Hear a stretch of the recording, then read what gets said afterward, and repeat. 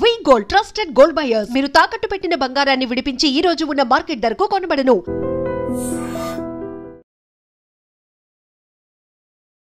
50 సంవత్సరాల సినీ ప్రయాణం మీరు ఒక కంఫర్ట్ లైఫ్ని సెట్ చేసి పెట్టుకున్నారు. ఇండస్ట్రీలో మిగతా ఆర్టిస్టులు అందరూ ఇలా ఎందుకు ప్లాన్ చేసుకోకపోతున్నారు? చివరికి వచ్చేలేకే ఒకరి మీద ఆధారపడే పరిస్థితి వచ్చేస్తుంది. షో ఆఫ్ కోసం బతికే వాళ్ళు కొంతమంది.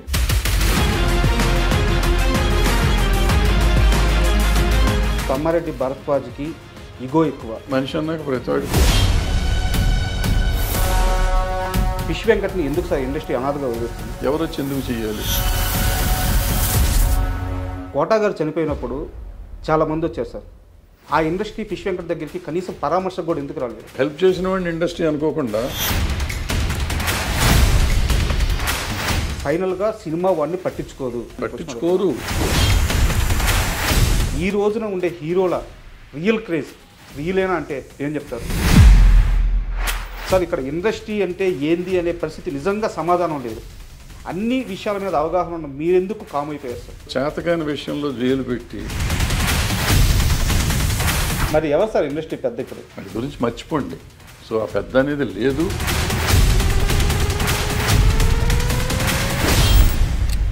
సితారా నాగవంశీ గారు మాట్లాడుతూ పిఆర్ వ్యవస్థ నిర్మాతలను బ్లాక్మెయిల్ చేస్తుంది, వీళ్ళ పోడు పర్లేక మేము నిర్మాతలను బ్లాక్మెయిల్ చేసే స్టేజ్కి ఈ పిఆర్ వ్యవస్థ కానీ ఫిల్మ్ జర్నలిజం కానీ వెళ్ళిందే. పిఆర్ చెప్తాడు. కన్నప్ప సినిమా రిలీజ్ అయిన తర్వాత అక్కడ శివపార్వతులు సెట్ కాలేదు, వాళ్ళని చూడడానికి నాకు ఇబ్బందిగా ఉంది, అలాంటి కామెంట్స్ చేయడం కరెక్ట్ అంటారా? 100%. బాహుబలిని చూసి బాహుబలిని, త్రిబులార్ని చూసి త్రిబులార్ చేయలేం మనం. ఈ అనవసరంగా ఈయన పెట్టి డబ్బులు బొక్కది. పుష్ప సినిమా మీద మీ అభిప్రాయం ఎప్పటికైనా మారింది? సినిమా అంతా చండాలం నాకు ఇప్పటికీ కూడా, కానీ నా పెద్ద ఇష్యూ. కెమెరా లేనప్పుడు చిరంజీవి గారి గురించి గొప్పగా చెప్తారు.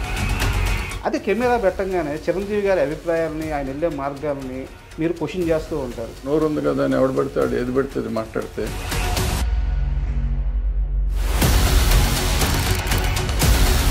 ఇండస్ట్రీలో ఆ నలుగురు ఎవరు?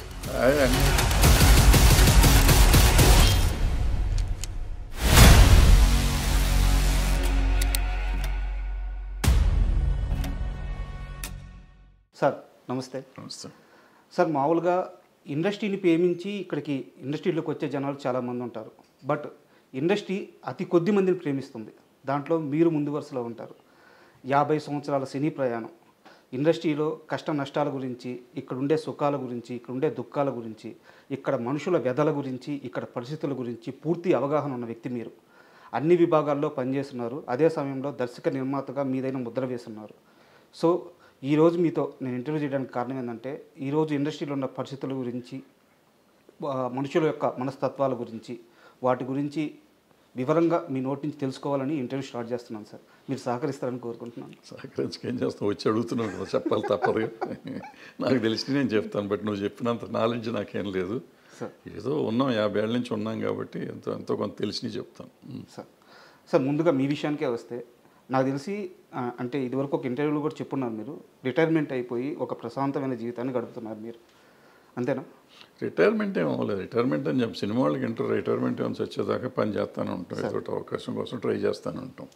అవకాశాలు రావు అంతే. ఒక ఏజ్ వచ్చిన తర్వాత మనిషి ఎంత తాపత్రయపడ్డా అవకాశం రావటం చాలా కష్టం. డబ్బులుంటే ప్రొడ్యూసర్గా కంటిన్యూ చేయొచ్చు, డబ్బులు లేకపోతే అది కూడా చేయలేం. డైరెక్షన్ అనేది ఒక ఏజ్తో చూస్తున్నాం కదా, టాప్ డైరెక్టర్స్ కూడా ఖాళీగానే. సో మనం ఎప్పుడు టాప్ డైరెక్టర్ కాదు కాబట్టి మనం ఎక్స్పెక్ట్ చేయటం కూడా కరెక్ట్ కాదు. యాక్చువల్గా మీరు అవకాశాలు అన్నారు కాబట్టి నాదో క్వశ్చన్ సార్, ఇది లాస్ట్లో అడగదాం అనుకున్నాను, టాపిక్ ముందే వచ్చింది కాబట్టి. ఇది వరకు మా టీఎన్ఆర్ గారి ఇంటర్వ్యూలో మిమ్మల్ని ఒకసారి యాక్టర్గా మీరు ఎందుకు కంటిన్యూ చేయట్లేదు, ఒక సినిమాలో చేశారు కదా అని చెప్పి అడిగారు అనమాట. ఆ సమయంలో మీరు చెప్పిన సమాధానం ఏంటంటే, నాకు అంత ఇంట్రెస్ట్ లేదు, నేను చాలా బిజీగా ఉండి చేసిన రోల్ అది అని చెప్పి అన్నారు. కానీ ఇప్పుడున్న పరిస్థితుల్లో మీలాంటి ఒక ఈ హైట్ కానీ, మీకుండే ఒక ఆరా కానీ, మీ వాయిస్ కానీ, సో తెలుగు సినిమాలో అతి కొద్ది మందికి మాత్రమే ఉంది, చాలామందిని బయట నుంచి తెచ్చుకుంటూ ఉన్నాము. కోటా శ్రీనివాసరావు గారు కూడా చనిపోయే వరకు ఆయన ఈ విషయం మీదే ఫైట్ చేశారు. సో ఇప్పుడు మీరు యాక్టర్గా చేయాలి అనుకుంటే మీకంటే బెటర్ ఆప్షన్ ఎవరు ఉంటారు సార్? దీనికి నేను ఆప్షన్ అనుకుంటే నాకు యాక్టింగ్ రాదు ఫస్ట్ పాయింట్. సార్ ఎవరు అడగలేదు, అడిగితే చేసేవాడిని, అది వేరే సంగతి. ఎవరిని అడిగినా కానీ ఏదో పోలీస్ ఇన్స్పెక్టరు లేకపోతే కమిషనరు 1 గంట వేషం 1/2 గంట వేషం అడుగుతూ ఉంటారు. సరే అది నాకు ఇంట్రెస్ట్ ఉంటే చేస్తాను, లేకపోతే లేదు. ప్లస్ ఎవరిని అడిగితే ముందు చెప్తాను నేను కండిషను, నాకు యాక్టింగ్ రాదు, మీకు ఇష్టమైతే రండి, లేకపోతే రావద్దని చెప్తాను.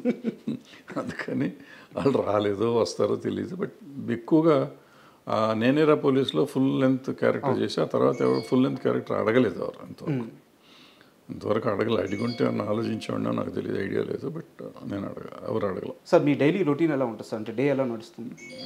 ఏముంటుందో మనల్ని తింటాం తిరగటం అంత పెద్ద పని ఉంటుంది.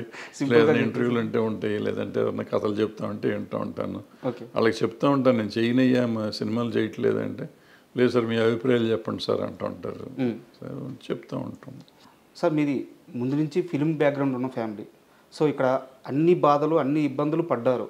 సో దర్శకుడిగా కొన్ని హిట్స్ కొట్టారు, కొన్ని పరాజయాలైనాయి. నిర్మాతగా కూడా సేమ్ అంతే. బట్ ఇక్కడ ఏంటంటే కార్మికుల కష్టాలు తెలిసిన వ్యక్తిగా చాలా సమస్యలను పరిష్కరించారు. సో ఇక్కడ అన్ని కష్టాలు నష్టాలు అన్నీ చూశారు, అన్నీ దాటొచ్చారు. కాకపోతే ఇప్పుడు మీ ఏజ్ నాకు తెలిసి 77 అనుకుంటున్నాను. సో ఇంత ఏజ్ ఇంత ట్రావెల్ అయిన తర్వాత కూడా మీరు ఒక కంఫర్ట్ లైఫ్ని సెట్ చేసి పెట్టుకున్నారు. మిగతా ఇండస్ట్రీలో మిగతా ఆర్టిస్టులు అందరూ ఇలా ఎందుకు ప్లాన్ చేసుకోకపోతున్నారు? కెరీర్ చివరికి వచ్చేలేకే ఫైనాన్షియల్గా అంటే వాళ్ళు యాక్టర్స్గా వాళ్ళు పీక్స్లో ఉన్నప్పుడు మంచి రెమ్యూనరేషన్ తీసుకుంటున్నారు, మంచి లైఫ్ని లీడ్ చేస్తున్నారు. చివరికి వచ్చేలేకే ఒకరి మీద ఆధారపడే పరిస్థితి వచ్చేస్తుంది. సో ఎందుకు ఇలా జరుగుతుంది సార్? అంటే నా వరకు నేను వస్తే నేను ఫైనాన్షియల్గా పెద్ద మెస్సే నేను. సార్ నాకు నా వైఫ్ పిల్లలు వాళ్ళు చేసిన జాగ్రత్తలు వాళ్ళు చేసిన కష్టాలు వల్ల ఇవాళ నేను కొద్దిగా గొప్ప కంఫర్టబుల్గా ఉన్నాను. చాలామందితో కంపేర్ చేస్తే అంటే ఐఎమ్ కంఫర్టబుల్ లేదని కాదు, కంపేర్ చేస్తే ఫినాన్షియల్గా ఐఎమ్ నథింగ్ సార్, కానీ I'm comfortable. So that credit goes to my family, not me. నేనేం చేయలేదు. నేను ఇప్పుడు అందుకే నెక్స్ట్ తరానికి నేను చెబుతాను, నువ్వు పని చేస్తున్నప్పుడు ఫ్యూచర్ని గురించి ఆలోచించుకో, వయసు అయిపోయినాక ఆలోచించుకో. పిల్లల మీద ఆధారపడలేం మనం. సో మన మీద మనం ఉంచుకోవాలంటే మనం జాగ్రత్త పడాలి, అది చాలా ఇంపార్టెంట్. ఇప్పుడు నాలాగా ఎవరో ఉండకూడదు అనేది నా పాయింట్. నాలాగంటే నేను అట్లీస్ట్ మీరు చెప్పినట్టు కొంతలో కొంత కంఫర్టబుల్గా ఉన్నా. చాలామంది ఇబ్బంది పడుతున్న వాళ్ళు ఉన్నారు. ఆ ఇబ్బందులు పడకూడదంటే వచ్చినప్పుడు జాగ్రత్త పడాలి, పడకపోతే చాలా కష్టం, చాలా చాలా కష్టం ఇండస్ట్రీలో పర్టికులర్గా. ఎందుకంటే ఇండస్ట్రీలో ఎక్కువ దురలవాట్లుకి అవకాశాలు ఎక్కువ ఉన్నాయి. సో దురలవాట్లు డబ్బులు సంపాదించిన చాలామంది పెద్దవాళ్ళు, ఇప్పుడు అనవసరం పేర్లు, వాళ్ళందరికీ రకరకాల అలవాట్లు కానీ రకరకాల విషయాల వల్ల వాళ్ళ ఫ్యామిలీలు ఇబ్బంది పడే పరిస్థితి. విపరీతంగా డబ్బు సంపాదించి విపరీతంగా డబ్బులు ఉన్న వాళ్ళు కూడా వాళ్ళ ఫ్యామిలీస్ ఇవాళ ఇబ్బంది పడుతున్నారు. సో బాగా ఫేమస్ వాళ్ళు కూడా మామూలు వాళ్ళ సంగతి ఎంత ఉంటుందో చూడండి. తర్వాత కొంతమంది పిల్లలు చదివించినాక పిల్లలు వీళ్ళని చూడకపోవటం లాంటి కొంతమంది ఇబ్బంది పడేవాళ్ళు ఉంటారు. బట్ ఏదైనా మనని గురించి మనం ఆలోచిస్తూ మన పిల్లల గురించి ఆలోచించాలనేది నా పాయింట్. ఓకే, సెల్ఫ్ లవ్ అనేది అవసరం కంపల్సరీగా. ఎందుకంటే ఒక వయసు వచ్చినాక వాళ్ళు వెళ్ళిపోతారు పాపం, వాళ్ళకి మన సంబంధం చేయాలి కదా, వాళ్ళు చేయలేని పరిస్థితిలో ఉండొచ్చు. వాళ్ళు కూడా వాళ్ళ బతుకు తెరువు చూసుకోగలిగే పరిస్థితి తప్ప మన సపోర్ట్ చేసే పరిస్థితి ఉండకపోవచ్చు. అందుకని వాళ్ళ మీద ఆధారపడతాం కాకుండా మనది మనం చూసుకుంటూ వాళ్ళ కోసం చేస్తే బాగుంటుంది. ఎందుకంటే చూస్తా చాలామంది నాకు డబ్బులుగా అడుక్కునే పరిస్థితి ఉండటం ఇండస్ట్రీలో వాళ్ళని చూస్తే నాకు కొంచెం బాధేస్తుంది, కోపం వస్తుంది. ఈ పరిస్థితికి మనం వెళ్తున్నాం అంటే మనం ఏంటి, నా కెపాసిటీ ఏంటి, నేనేంటి అని ఆలోచించుకోవాలి. నాకు ఉన్నదానికంటే ఎక్కువ ఆలోచించుకొని నేను ఎఫర్ట్ చేయగలను. ఇప్పుడు సపోజ్ నేను సైకిల్ ఎఫర్ట్ చేయగలను అనుకోండి, కారు కొనేస్తాను. కారు కొంటే కారు మెయింటెనెన్స్కి, పెట్రోల్కి, ఈఎంఐకి డబ్బులు కావాలి, ఈ అప్పులు చేయాలి. నాకు అవసరం లేదు. ఎవరి కోసం షో చేస్తున్నావు? నీ జీవితం నువ్వు బతకాలంటే నీకు సైకిల్ సరిపోతుంది, లేదా బస్సులో వెళ్ళు, ఆటోలో వెళ్ళు.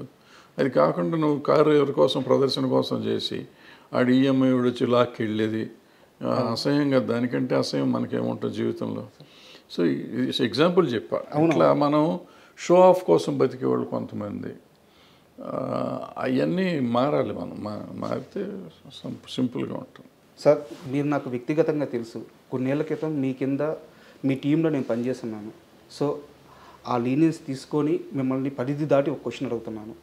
తమ్మారెడ్డి భరద్వాజ్కి కోపం ఎక్కువ, తమ్మారెడ్డి భరద్వాజ్కి ఇగో ఎక్కువ. ఇలాంటి ప్రశ్నలు, ఇలాంటి మాటలు నేను స్వతహాగా వినున్నాను. మీ దాకా వచ్చున్నాయో లేదో నాకు తెలియదు. బట్ ఇదే సమయంలో నేను క్లారిటీ ఇస్తాను. మీ ప్రేమ నాకు తెలుసు, మీరు ఎంత మంచిగా ఉంటారో నాకు తెలుసు. అంటే నేను కెమెరా ముఖంగా ఇంటర్వ్యూకి వచ్చే ముందే చెప్పాలనుకుంటున్నాను, మీరు నాకు చేసిన సహాయం నేను చెప్తాను. నా ఆరోగ్యం చెడిపోయినప్పుడు, మీరు నా బాస్గా ఉన్నప్పుడు నన్ను కాపాడడానికి మీరు చేసిన సహాయం, అంటే లైవ్లో అప్పటికప్పుడు బాలకృష్ణ గారి పిఏకి ఫోన్ చేసి నన్ను బసవతారకం పంపించడం, లేదా అక్కడ కుదరకపోతే నాకు ముందుగానే డబ్బులు ఇప్పించేసి కంపెనీ నుంచి మీరు మొత్తం ఆ బాధ్యత అంతా తీసుకొని నన్ను కాపాడిన విధానం నాకు తెలుసు. బట్ మీరు అదే సమయంలో తిడతారు, అదే సమయంలో ప్రేమగా ఉంటారు. మీ మంచి ఎందుకు బయటికి వెళ్ళలేదు? మీ కోపం, మీ ఈగో ఇవి మాత్రం ఎందుకు బయటికి వెళ్ళి? అంటే కోపం ఈగో బయటికి వెళ్ళి అని నేను నమ్మను. అంటే ఉంది, నాకు ఈగో ఉంది, కోపం ఉంది, డెఫినెట్ రెండు. నన్ను ఎక్కువ ప్రేమించేవాళ్ళు, మీరే ముందే చెప్పారు ప్రేమించేవాళ్ళు చాలా ఎక్కువ ఉన్నారని చెప్పి. సో వాళ్ళ ముందు ఈగో ఇది అనుకున్న వాళ్ళు ఇప్పుడు తిట్టాను అనుకోండి, ఫర్ ఎగ్జాంపుల్ నేను మిమ్మల్ని తిట్టుంటాను 1-2 సార్లు, తిట్టిందే మీకు గుర్తుంటే అది మీ తప్పు, నా తప్పు కాదు కదా. ఏదో తప్పు చేస్తుంటారు, తిట్టుంటాను. నా దగ్గర ఇంకో లక్షణం ఉంది, తప్పు అని నేను తిట్టినాక నేను చేసిన తప్పని చెప్తే తర్వాత వెళ్ళి క్షమాపణ చెప్పిన రోజు చాలా ఉన్నాయి. మీరు తప్పు చేశారనుకుని మిమ్మల్ని తిట్టుండొచ్చు, బట్ అది నేను చేసింది తప్పు, మీ తప్పు కాదని నాకు అర్థమైన తర్వాత వెళ్ళి నేను చాలామందికి చెప్పాను నా తప్పు అని.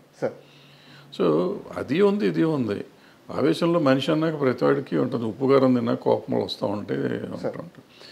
ఈగో అంటారా, ఏదో ఉంటుంది వయసులో ఉన్నది ఈగో. ఇప్పుడు అది ఈగోలు ఏమి ఉండవు.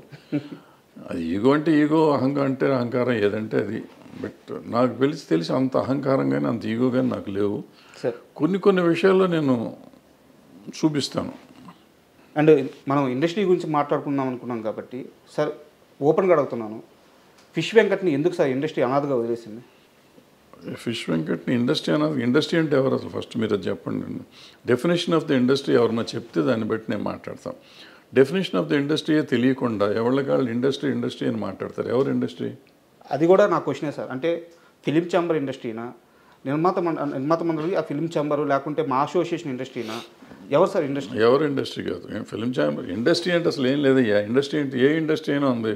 ఇప్పుడు ఒక ఇదేమంటారు, ఓ వర్కరుకి ఏదో అయ్యి చచ్చిపోయాడు ఒక ఇండస్ట్రీలో, ఆ ఇండస్ట్రీ యాజమాన్యం ఏదో చేస్తుంది కదా. యాజమాన్యం అతనికి ఉంటే ఇన్సూరెన్స్ ఉంటే ఇన్సూరెన్స్ ఇస్తుంది, లేదంటే ఎక్స్గ్రేషియా ఉంటే ఇస్తుంది, లేదా ₹1,00,000 5,000 10,000 ఇస్తారు. ఇక్కడ ఇండస్ట్రీ ఒక ఆయన సంగతి మాట్లాడతలేను, నేనే అనుకుందాం కొంచెంసేపు. నేను ఎక్కడ పని చేశాను, వాడు నాకు బాస్. నేను ఎంతమంది దగ్గర పని చేస్తున్నాను. సో ఎవరు ఇప్పుడు నువ్వు చెప్పిన ఆయనకి నాకు సంబంధం లేదు. నేను ఇండస్ట్రీలో ఉన్నట్టే లెక్క. బట్ నాకేం సంబంధం? ఎవరు వచ్చి చేయాలి, ఎవరు వచ్చి ఎందుకు చేయాలి? ఇప్పుడు అందుకే ఇందాక చెప్పింది అదే, ఎవరి జాగ్రత్తలు వాళ్ళు ఉండాలని చెప్పింది అదే. సార్ ఇక్కడ నాది ఇంకో ప్రశ్న, మిమ్మల్ని మధ్యలో ఆపుతున్నందుకు క్షమించండి. అంటే నా ప్రశ్న ఏంటంటే, కోటా గారు చనిపోయినప్పుడు చాలామంది వచ్చారు సార్. అంటే నేను కోటా గారిని, ఫిష్ వెంకట్ గారిని ఒకే స్థాయిని నేను చెప్పట్లేదు, ఒకే గట్టు నేను కట్టట్లేదు. ఆయన స్థాయి వేరు, అంటే ఆయన అచీవ్ చేసిన విజయాలు వేరు. బట్ ఏ ఇండస్ట్రీ వచ్చింది సార్ కోటా గారి దగ్గరికి? ఆ ఇండస్ట్రీ ఫిష్ వెంకట్ దగ్గరికి కనీసం పరామర్శకు కూడా ఎందుకు రాలేదు? అంటే కోటా గారు ఆ ఫ్యామిలీ పరామర్శించారు కాదు. మీరు అర్థం చేసుకోవాల్సిన విషయం ఏంటంటే, కోటా గారు చేసిన సినిమాలు కానీ, కోటా గారు చేసిన కంపెనీలు కానీ వేరు. ఫిష్ వెంకట్ గారు చేసిన సినిమాలు, ఫిష్ వెంకట్ గారు చేసిన కంపెనీలు వేరు. ఆయనకి పరిచయం ఉన్న వాళ్ళు వస్తారు. ఎవరైనా కానీ పోతే ఇప్పుడు అన్ని చోట్లకి వెళ్ళాలని రూల్ ఏం లేదు. చాలామంది అడుగుతారు, ఫిష్ వెంకట్ గారు పోతే చాలామంది రోజు పోతున్నారు. అంటే అంత ఇది కాదు. ఈయన ఇప్పుడు ఆయనతో పనిచేసిన వాళ్ళందరూ వచ్చారు కదా అక్కడికి. ఆయనతో పనిచేసిన వాళ్ళందరూ వచ్చారు, ఒకళ్ళిద్దరు పెద్దవాళ్ళు కూడా వచ్చి ఉంటారు. నాకు తెలియదు ఎవరు వచ్చారు ఎవరు రాలేదు, నాకు తెలియదు, ఐడియా లేదు. సో డెఫినెట్గా కొంతమంది ఆయనతో పనిచేసిన వాళ్ళు వచ్చి ఉంటారు. అంటే నేను ఎందుకంటే ఈ క్వశ్చన్ అడిగింది దీనికోసమే సార్. ఇప్పుడు ఎవరు తెలిసిన వాళ్ళే వెళ్తారు, తెలియని వాళ్ళు ఎందుకు వెళ్తారు ఇండస్ట్రీలో? ఇప్పుడు ఆయన వచ్చినాక ఏంటంటే ఒక గబ్బర్ సింగ్ నుంచి పాపులారిటీ వచ్చింది. ఆ గబ్బర్ సింగ్ గ్యాంగ్గా పాపులర్ అయ్యారు. ఆ గ్యాంగ్ అంతా అక్కడే ఉన్నారు పాపం. వాళ్ళే చాలా చేశారని విన్నాను నేను, నాకు తెలియదు. సో వాళ్ళు చేశారు కదా, మరి వాళ్ళంతా ఇండస్ట్రీ కింద ఎందుకు తీసుకోరు మీరు? హెల్ప్ చేసిన వాడిని ఇండస్ట్రీ అనుకోకుండా భరద్వాజ్ రాలేదు, లేకపోతే ఇంకో పుల్లయ్య రాలేదు, ఎల్లే రాలేదు అని మాట్లాడతాం కరెక్ట్ సార్. నీళ్ళల్లో ఒక వ్యక్తి కొట్టుకుపోతున్నప్పుడు ఆ ఇచ్చే చెయ్యి పెద్దదే ఉండాలి కదా సార్. పెద్ద చేతికి ఎక్కడి నుంచి వస్తుంది పెద్ద చెయ్యి? ఎక్కడి నుంచి వస్తుంది పెద్ద చెయ్యి? ఇప్పుడు ఈ నీళ్ళలో కొట్టుకుపోతున్నాడు, నీళ్ళలో కొట్టుకుపోతుంటే ప్రధానమంత్రి ఢిల్లీలో ఉన్నాడు, పెద్ద చెయ్యి ఉంటుంది, ఆయన అక్కడి నుంచి చెయ్యి పెడతాడా? అక్కడ ఒడ్డున నువ్వు ఉన్నావు, ఉంటే నువ్వు కదా చెయ్యి అందిస్తావు. అంటే ఈ మొత్తం ఒడ్డున నువ్వు అందిస్తావా, ప్రధానమంత్రి అందిస్తాడా? దగ్గర ఉన్న వ్యక్తి అందించాలి. ఇప్పుడు ముఖ్యమంత్రి ప్రధానమంత్రి ఎందుకు ఇవ్వలేదని నువ్వు అడిగితే నేను సమాధానం ఎట్లా చెప్తాను? అంటే కాదు సార్, నేను ఈ మొత్తం సినారియో అంతా ఎందుకు ఇంతలా అని అడుగుతున్నానంటే నాకు ఒక ఆన్సర్ కావాలి. ఇండస్ట్రీలో కొంతమంది ఉంటారు సార్, ఈరోజు నేను ఒక మంచి సీన్ తీసాను, ఇంటికి వచ్చి తాగుతాడు. ఈరోజు ఒక పెద్ద హీరో నన్ను భుజం మీద చేసి పలకరించాడు, వాడు ఇంటికి వచ్చి తాగుతాడు. ఈరోజు నా మీద కెమెరా పెట్టి 2 డైలాగులు చెప్పించాడు, వాడు ఇంటికి వచ్చి తాగుతాడు. సినిమా ఆడింది, వీడు తాగుతాడు. సినిమా పోయింది, వీడు తాగుతాడు. అంటే సినిమాను చూసుకొని మురిసిపోతూ ఆ ఆనందంలో వాడు చెడు అలవాట్లు చేసుకుంటా పోతూ ఉంటే ఫైనల్గా సినిమా వాడిని పట్టించుకోరు. అది అందరికీ తెలియాలి అనే ఉద్దేశంతో నేను మిమ్మల్ని పట్టించుకోరు. పట్టించుకోండి, పైగా ఇండస్ట్రీ వాళ్ళు పట్టించుకుంటారనే తప్పు అసలు. సార్ నేను ఎంతమందితో పనిచేశాను సార్. ఇప్పుడు కోటా గారు ఎగ్జాంపుల్ మీరు చెప్పారు కాబట్టి, కోటా గారు 700 సినిమాలు చేశారు, 750 సినిమాలు చేశారు, సార్ అన్ని భాషల్లో చేశారు, అందరు హీరోలతో చేశారు. చాలా 50, 40, 50 ఏళ్ళ ప్రయాణం ఆయన, సుదీర్ఘ ప్రయాణం. ఆ ప్రయాణంలో ఎంతోమందితో ఆయన అనుబంధం ఉంది ఆయనకి. అందుకని ఆయన దగ్గరికి వచ్చారు అందరూ. అంత పోటాడుకున్న వాళ్ళు ఉన్నారు, ఆయన కొట్టిన వాళ్ళు ఉన్నారు, తిట్టిన వాళ్ళు ఉన్నారు, ఆయన తిట్టిన వాళ్ళు ఉన్నారు, ఆయన కొట్టిన వాళ్ళు ఉన్నారు, రకరకాలు ఉన్నాయి. సో మంచి అనుబంధాలు, చెడు అనుబంధాలు, మంచి ఎక్స్పీరియన్స్, చెడు ఎక్స్పీరియన్స్ చాలా ఉంది ఆయన. అందుకని అందరూ ఆయన దగ్గరికి వెళ్ళారు. మీరు చెప్పిన ఫిష్ వెంకట్ గారి దగ్గరికి ఆయన చేసిన సినిమాలు పరిమితం, ఆయన చేసిన టెక్నీషియన్స్ పరిమితం, ఆయన చేసిన ప్రొడ్యూసర్లు పరిమితం, ఆయన చేసిన యాక్టర్లు పరిమితం. ఆ పెద్ద సినిమాలు 4-5 చేశారు. చేసినప్పుడు ఆ పెద్ద యాక్టర్లు మాత్రమే వాళ్ళు పెద్ద యాక్టర్లకి ఈయన చేసిన సినిమాల లెక్క ప్రకారం చాలా చిన్న యాక్టర్ ఈయన. ఈయన సమబుజ్జి యాక్టర్ కాదు, అంటే కోట శ్రీనివాసరావు గారు అంత పెద్ద యాక్టర్ కాదు. సో వీళ్ళు ఎంతవరకు వస్తారు అనేది నమ్మకం లేదు. బట్ కొంతమంది అతని మీద అభిమానం ఉన్నవాళ్ళు రావచ్చు. ఆయన పనిచేస్తున్నప్పుడు ఆ పలానా హీరో ఆయన అభినందించి ఉండొచ్చు. సినిమా యాక్టర్గా కాబట్టి కొంతమంది డెఫినెట్గా గుర్తుపెట్టుకుంటారు. మర్చిపోయి ఉంటారని నేను నమ్మను. కానీ వాళ్ళందరూ రావాలని ఎక్స్పెక్ట్ చేయటం మన తప్పు అంటాను నేను. మన తప్పు. వాళ్ళు వస్తారు, అది వాళ్ళ సంస్కారం. రావాలా వద్దనేది వాళ్ళ సంస్కారం, వాళ్ళ అవసరం కంటే సంస్కారం. ఇప్పుడు అక్కడ కోట శ్రీనివాసరావు గారి స్థాయి వేరు, ఈయన స్థాయి వేరు. సో ఈయన స్థాయికి వాళ్ళు రావాలా వద్దా అనేది వేరే సంగతి. రాకపోవటాన్ని పెద్ద మనం తప్పు పడతాం, నేనైతే తప్పు పడతాను.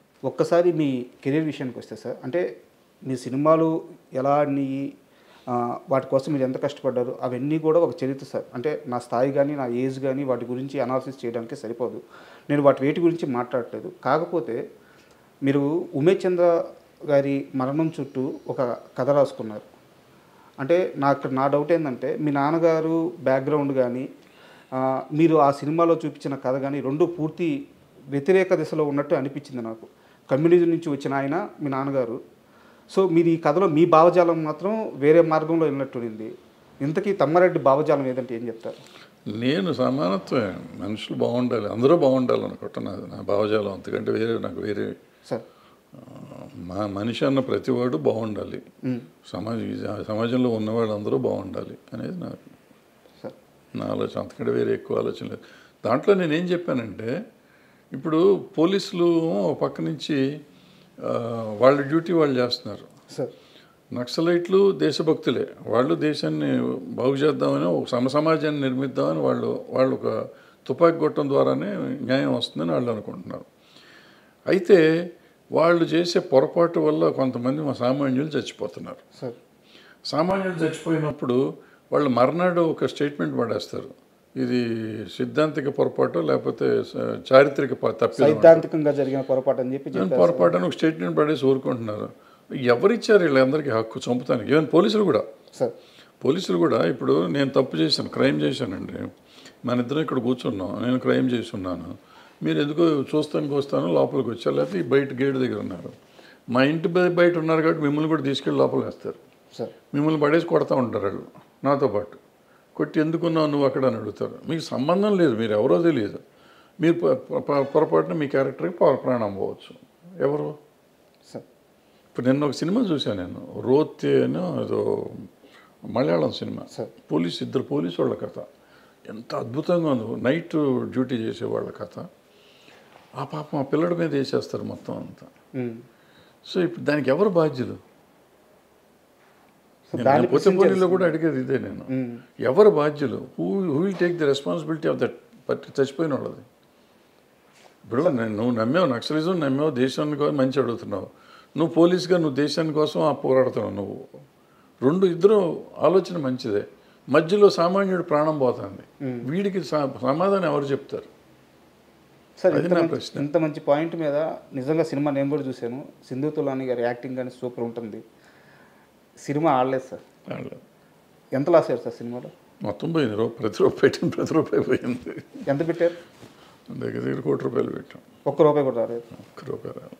అది శాటిలైట్కి వచ్చిన కొంత వచ్చింది. అప్పుడు అంత మంచి సినిమా తీసినప్పుడు ఇలాంటి రిజల్ట్ చూసినప్పుడు ఏమనిపించేది సార్ నీకు? ఏమవుతుంది, బాధపడితే అంతకంటే ఏం చేస్తాం. అంటే అది నేను ఒక రకంగా క్రౌడ్ ఫండింగ్, ఫ్రెండ్స్ పెట్టారు, తలా 10 లక్షలు వేసుకుని చేసాం ఆ సినిమా. ఓకే, 7-8 మందిని కలిసి తలా 10 లక్షలు వేసుకుని చేసాం. అండ్ ముందు నుంచి మెంటల్గా ప్రిపేర్డ్. మా అల్లుడు అంటా ఉన్నాడు, ఎవరి కోసం తెస్తున్నావు ఈ సినిమా, ఎవరు చూస్తారని. ఆయన అన్న నాకు నమ్మకం ఉంటుంది ఏదో చూస్తారని. నేను తప్పు, ఆయన రైట్. మీరు ఇదే తప్పు మీ కెరీర్లో ఇంత ముందు కూడా ఒకటి చేసినట్టున్నారు. అన్ని పార్టీలు తర్వాత కూడా చేశాను. ప్రతిఘటన కూడా చేశాను 2014లో మళ్ళీ. సార్ సో తప్పులు చేస్తూనే ఉంటాం, తప్పులదే ఉంది. మనిషి అన్నాక తప్పులు చేస్తాడు. ఇదే ఇందాకన్నారు, మీరు ఏం నమ్ముతారు? నేను నమ్మిందే దాని మీద తీస్తాను. నా నమ్మకం జనానికి నచ్చట్లేదు. అండ్ మీ సినిమాలు చూస్తే సార్, మీరు ఎవరికైతే సినిమాలు తీశారో ఆర్టిస్టులు, చిరంజీవి గారు కానీ, శ్రీకాంత్ కానీ, మన సుమన్ గారు కానీ, మిగతా ఆర్టిస్టులు అందరూ, మీరు ఎవరైతే వాళ్ళ కెరీర్ స్టార్టింగ్లో మీ చెయ్యి ఇచ్చి వాళ్ళతో సినిమా తీశారో వాళ్ళందరూ అద్భుతమైన స్థానంలో ఉన్నారు. మీ చెయ్యి మీకు తప్పించి అందరికీ కలిసి వచ్చింది అంటే ఏమంటారు? అసలు తప్పు అంట. ఎందుకంటే నేను సినిమా తీసాను అంతే సార్.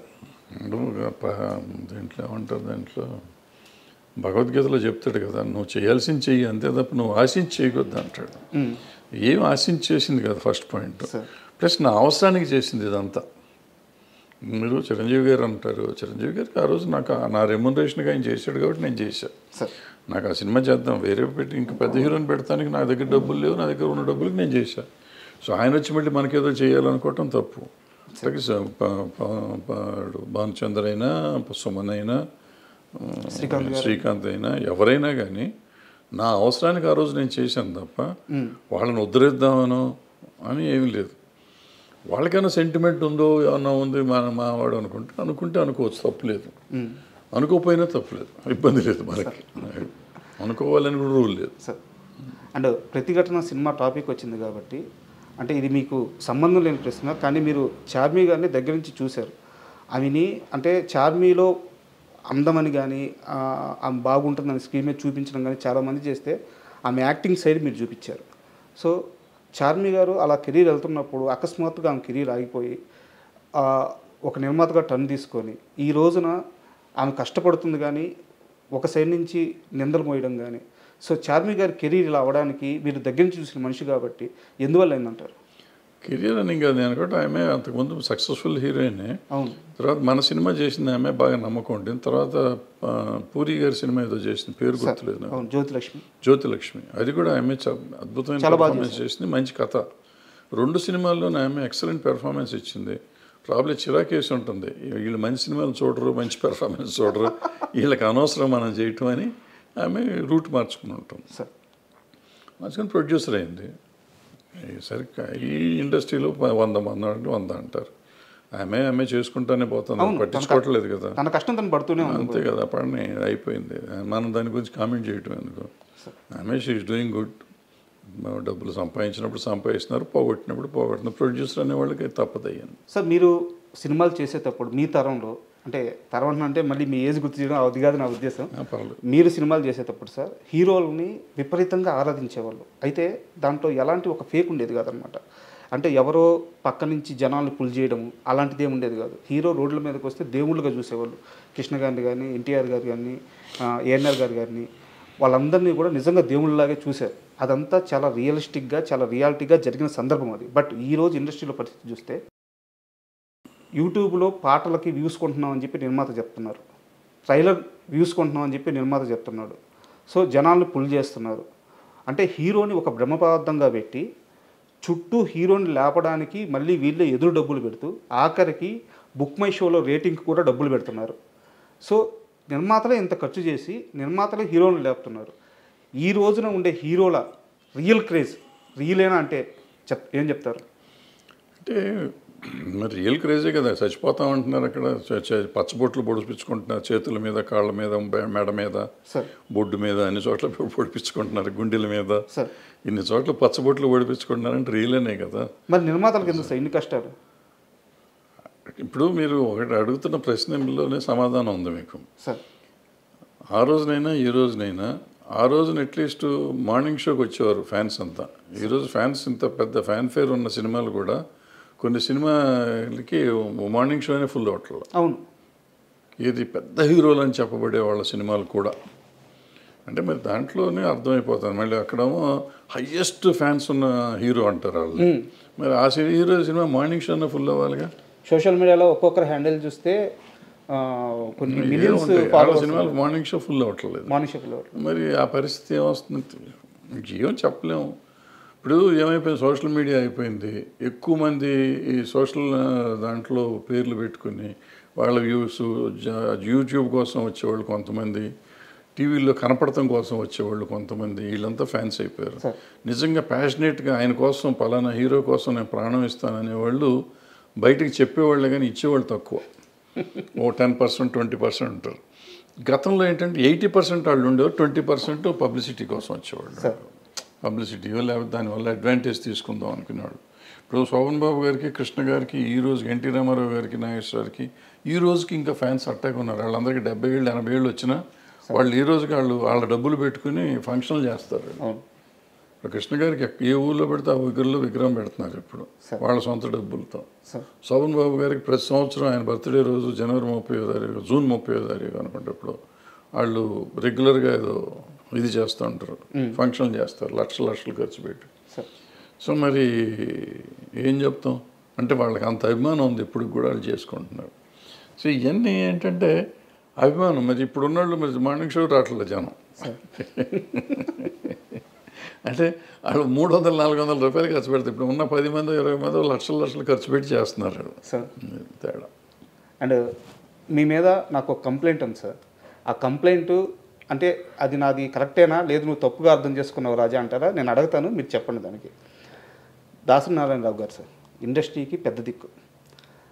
ఆయన పరిష్కరించినన్ని సమస్యలు కానీ, ఆయన ఆదరించినటువంటి మనుషులు కానీ, సో అంటే పరిశ్రమలు ఎవరికి ఏ కష్టం వచ్చినా దాసరి గారు ఉన్నారు, ఆయన కాంపౌండ్లోకి అడుగు పెడితే ఆ సమస్య పరిష్కారం అవుద్ది అని చెప్పి ఒక నమ్మకం ఉండేది. అయితే దాసరి గారి చుట్టూ కొంత వలయం ఉండేది మీలాంటి వాళ్ళు. ఆ సమస్యల్ని ఫస్ట్ విని ఫిల్టర్ చేసి దాసరి గారి దగ్గరికి తీసుకెళ్ళింది మీలాంటి వాళ్ళే, 3-4 ఉన్నారు. సో ఇక్కడ అన్ని వింగ్స్ గురించి మీకు ఒక అవగాహన ఉంది. ఈ రోజున ఇండస్ట్రీలో దాసరి గారి స్థానాన్ని ఎవరు రీప్లేస్ చేయలేరు. అది నేనే కాదు, మీరు కాదు, అందరూ చెప్తున్నమాట. ఎందుకంటే స్టార్స్ ఉన్నారు కానీ చిన్న కార్మికుల కోసం సమయాన్ని వెచ్చించలేరు వాళ్ళు అని చెప్పి ఉన్నారు. నా కంప్లైంట్ ఏంటంటే మీ విషయంలో చిరంజీవి గారితో మీకు క్లోజ్ అసోసియేషన్ ఉంది, బాలకృష్ణ గారితో క్లోజ్ అసోసియేషన్ ఉంది, మోహన్ బాబు గారితో క్లోజ్ అసోసియేషన్ ఉంది. సార్ ఇక్కడ ఇండస్ట్రీ అంటే ఏంది అనే పరిస్థితి నిజంగా సమాధానం లేదు. ఇండస్ట్రీ అంటే ఎవరంటే చెప్పే సమాధానం లేదు. ఈరోజు మీకు అన్నిటి మీద అవగాహన ఉండి వీళ్ళందరితో ఒక పరిచయం ఉండి మీరు ఎందుకు వీళ్ళ ముగ్గురులో ఎవరో ఒకరు పక్కన చేరి మనం చూసుకుందాం, నేను చూసుకుంటాను, మీ స్టార్ పవర్ అండగా ఉంటే నేను ఫీల్డ్ వర్క్లో నేను చూసుకుంటానని చెప్పేసి అన్ని విషయాల మీద అవగాహన ఉన్న మీరెందుకు కామ్ అయిపోయారు సార్? ఇది సర్వీస్ చేయటానికి ఎఫోర్డబిలిటీ ఉండాలి సార్. నేను ఇందాకే చెప్పాను, ఫస్ట్ క్వశ్చన్లోనే చెప్పాను, జీవితం నిజ జీవితం వేరు, ఈ మీరు మాట్లాడుకోవటం వేరు సార్. ఇప్పుడు మీరు నలుగురికి నేను అవైలబుల్గా ఉండాలి, 100 మందికి అవైలబుల్గా ఉండాలి. దాసరి నారాయణరావు గారి ఇంట్లో రోజు ఒక 100-200 కాఫీలు టీలు పెట్టేవారు. ఒక 30-40 మంది భోంచేసేవారు రోజు, 2 పూట్ల. సాయంత్రం టిఫిన్లో ఒక 40-50 మంది తినేవారు. ఆయన నెలకి ఒక 15-20 మందికి నెల జీతం డబ్బులు పంపించేవాడు, సంబంధం లేకపోయినా. మీరు ఇందాక అడిగారు కష్టాలు ఉన్నవాళ్ళు అని చెప్పి, అటువంటి వాళ్ళు తెలిసిన వాళ్ళకల్లా డబ్బులు పంపించేవాడు నెల కవర్లు వెళ్ళి. న్యూ ఇయర్ రోజు డబ్బులు ఇచ్చేవాడు, సార్ అయ్యప్ప మాల వేసినప్పుడు డబ్బులు ఇచ్చేవాడు, ఏదో రకరకాలు చేస్తూ ఉండేవారు. సార్ ఇది కాకుండా సమస్యలకి చేస్తూ ఉండేవారు. మళ్ళీ పెళ్ళిళ్ళని పెటాకులని పోయినప్పుడు వచ్చినప్పుడు ఇస్తూ ఉండేవారు.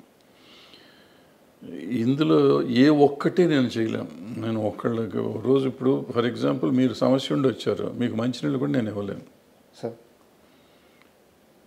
పూర్వకాలంటే మంచినీళ్ళు ఫ్రీగా వచ్చాయి. ఇప్పుడు మంచినీళ్ళు వాటర్ బాటిల్ కొనాలి. వాటర్ బాటిల్ కొంటే 10 రూపాయలు అవుతుంది. మీకు మంచినీళ్ళు ఇస్తే నేను 10 రూపాయలు ఖర్చు పెట్టాలి. సార్ సమస్య మీది, ఖర్చు నాది.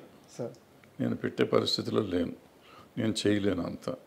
సో చేతకాని విషయంలో జైలు పెట్టి ఎవరికి న్యాయం చేయలేను. ఫర్ ఎగ్జాంపుల్ మీరు చెప్పిన పలానా హీరో గారితో అసోసియేట్ అయ్యి చేయమన్నారు. సో నేను దగ్గర రోజు ఆయన ఇంటికి వెళ్ళాలి, అది మా ఇంట్లో ఉండాలి. మా ఇంట్లో ఉంటే ఈ చెప్పిన ఖర్చులు నేను భరించలేను. ఆయన ఇంటికి వెళ్తే ఆయన చిరాకు పడతాడో ప్రేమ చూసుకుంటాడో తెలియదు. వాళ్ళ ఇష్టాలు ఉండాలి, వాళ్ళ సైడ్ నుంచి అది ఉండాలి. సార్ మన సైడ్ నుంచి మనం వెళ్ళి దాన్ని బలవంతంగా రుద్దకూడదు. ఇప్పుడు దాసనారాయణరావు గారితో కూడా నేను ఇక్కడ దాసనారాయణరావు గారు ఒక స్టేజ్లో నేనే ఇక్కడ ఉండేవాడిని, నారాయణరావు గారు తర్వాత వచ్చారు ఇక్కడికి. సో ముందు నేను నా దగ్గర చేస్తూ ఉన్నవాళ్ళు ఆయన వచ్చిన తర్వాత ఆయన ఆల్రెడీ మాకు చాలా మెడ్రాస్లో చేస్తున్నారు కాబట్టి ఆయన దగ్గరికి నేను ఇద్దరం ఆయన నన్ను పిలిచి ఇక్కడ హైదరాబాద్ విషయాలు నాకు ఎక్కువ తెలుసు కాబట్టి నన్ను అడిగి చేసేవారు. సో అందుకని మీరు అన్నట్టు అందరూ నా దగ్గరికి ముందు నుంచే వచ్చేవారు కాబట్టి మళ్ళీ వస్తూ ఉండేవారు. అన్న సార్కి చెప్పండి అనేవారు. నేను చేయగలిగిన నేనే చేసేవాడిని, ఆయన దగ్గరికి తీసుకెళ్ళేవాడిని కాదు. లేదంటే ఆయనతో అవసరం అయితే ఆయనతో చెప్పించేవాడిని.